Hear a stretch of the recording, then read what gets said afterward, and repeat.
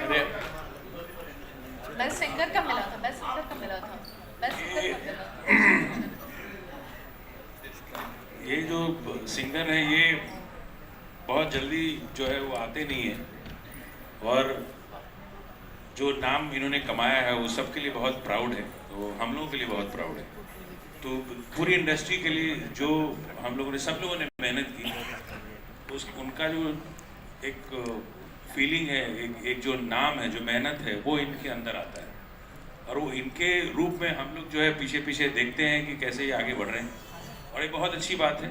और हमेशा ही 3-4 सालों से बेस्ट सिंगर का अवार्ड ले रहे हैं, बेस्ट एक्टर का अवार्ड ले रहे हैं।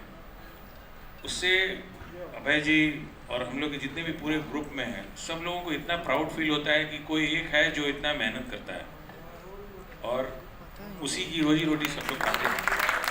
और आर्टिस्ट है तो कंपनी है, और कंपनी है तो आर्टिस्ट है, तो दोनों का जो संयोग है ये बिल्कुल निभाते जा रहे हैं। ये और जो इनका काम करने का जो तरीका है और लोगों से बिल्कुल अलग है, इसकी वजह से ये ऊपर है, और इनके तरीकों से सब लोगों को फ़ायदा होता है।